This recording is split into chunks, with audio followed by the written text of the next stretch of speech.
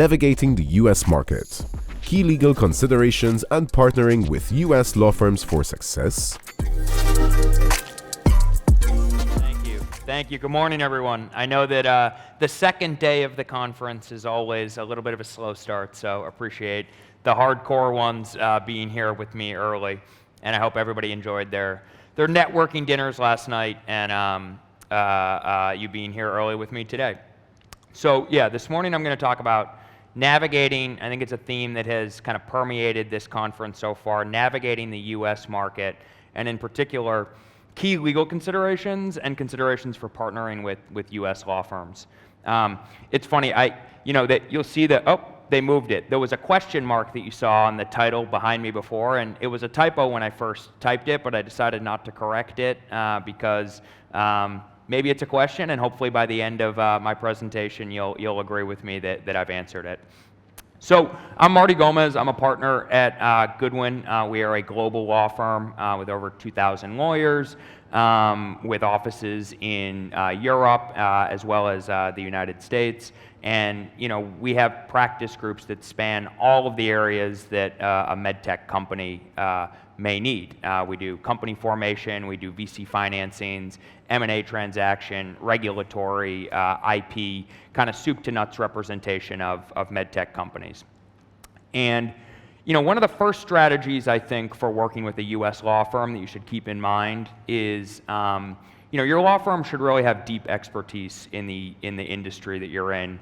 And really, as a founder or an operator, or even an investor, but more a founder or an operator, you may only have experience with a handful of deals or transactions. You really want your law firm to be a deep expert and to be your guide and to be able to sort of bring their wisdom to bear on the important transactions that your company goes through. So, at Goodwin, we've done thousands of VC financing, thousands of M&A transactions, and many other sort of capital markets, strategic collaborations, and otherwise. And that's sort of represented. We're consistently sort of at the top of the league table. So you really want counsel that knows these transactions and knows how to guide you through them. Another key strategy is you really want your law firm to have the expertise to be able to guide you through all stages of your company's growth. Many of the legal issues, some of which I'll talk about in a few minutes, that we see come up in transactions, the seeds for those issues were laid, years in advance. Many times, when early stage companies were working with, unsophisticated counsel, and years down the line, these things sort of rear their heads. So what you really want is a law firm that knows how to work with early stage companies, can help structure things the right way, can price services that are appropriate for your capital needs at the appropriate time, but then be able to grow with you, be able to sort of have the sophistication such that if things work out the way you want them to and you're entering into these larger, bigger transactions, your company, your law firm can stick with you through the whole journey. Another key piece of US law firm collaboration is, particularly in MedTech, you really want an interdisciplinary team. You want a team that has sort of expertise and the ability to guide you in the different areas of law that touch MedTech. All of these things are interrelated when done properly. Oftentimes, regulatory strategy informs IP strategy. IP strategy, oftentimes is a critical component of transactional structuring and strategy. And so having a team that is kind of interdisciplinary and can handle sort of all of the needs that your MedTech company needs is a critical resource. And also, I think having sort of cross-border experience, having offices, having spaces, understanding sort of the international market, particularly for folks that are looking to enter the U.S. market from elsewhere, having a firm that represents and is familiar with jurisdictions outside of the United States as well is critical. And these are just a few examples of the sort of non-U.S. medical device companies that we represent at Goodwin. Okay, so with that background and kind of as I alluded to at the beginning, certainly, MedTech companies, the data bears it out, MedTech companies are coming to America, in droves.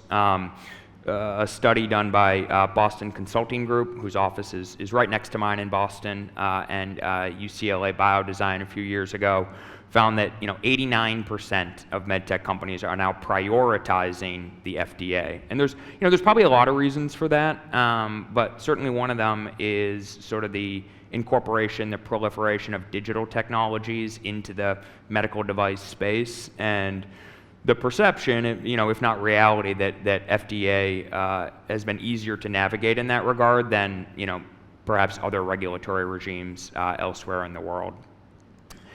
Another big reason why medtech companies are coming to the United States is capital, right?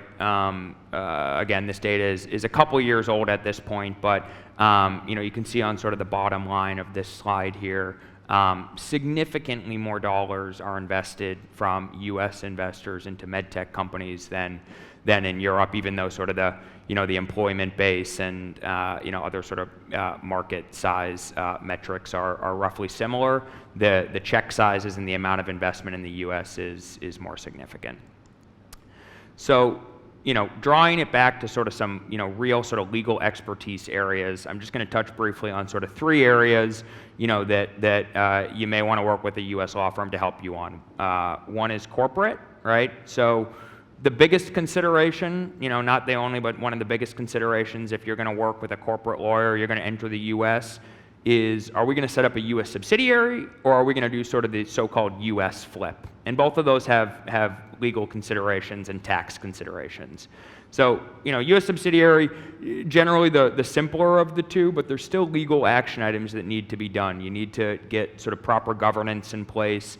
You need to do sort of the basic block and tackling of being set up to be able to engage employees and other entities. There are intercompany contracts that need to be put into place to ensure that the U.S. subsidiary can use the IP of the foreign operating company, and other action items. And all of those require sophisticated legal guidance to make sure that they're done and set up properly.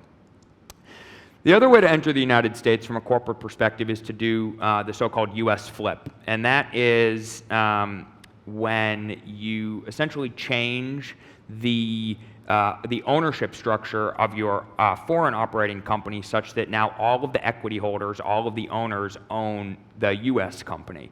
And that, again, involves legal items such as setting up a corporation in the U.S., actually exchanging the shares that your foreign equity holders have in a foreign company for a U.S. Piece of equity, and critically making sure that that's done in a tax-efficient way. So in an ideal world, this is done in sort of a one-for-one exchange, and there's no adverse tax consequences to the foreign equity holders. But again, that requires sophisticated legal guidance, sophisticated tax guidance, and something that you want to work with counsel that really knows what they're doing. Okay, in addition to that, right, so you want your corporate legal team. The other big area is sort of, regulatory legal considerations. I won't go through sort of this whole map here, but this is sort of the basic FDA regulatory landscape in the United States.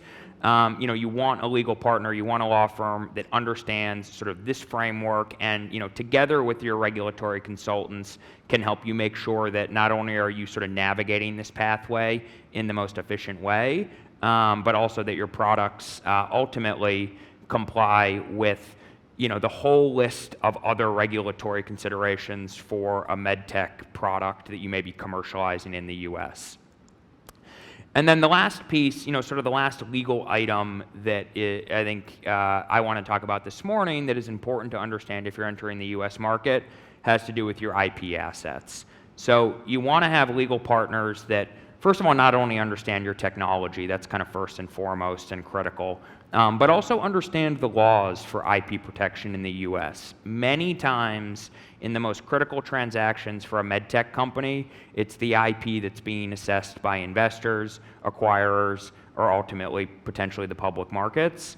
And the laws are different in the United States than, for example, in Europe. One good example in the medtech space is that in Europe, you cannot get a patent claim to a method of treatment. It's prohibited by the laws for various public policy reasons. That's not the case in the United States. So there's different claim coverage available, and your US investors, US acquirers are going to want to make sure that your IP assets align with the US, as well as the other jurisdictions in the world. So you want to have sophisticated guidance on that respect as well. And then, with the few seconds I have left, really sort of the last thing I'd say about partnering with a US law firm is, look at them not so much as just a legal X's and O's partner, but really as a collaborator. You should look at them for helping you on pricing, connections to venture capitalists, network, all of those things. So that's my last tip. And I'm out of time. So again, I'm Marty Gomez. I'm a partner at Goodwin. I'll be here, for the rest of the week. So would love to chat with folks if you're around, and enjoy the rest of the week. Thank you.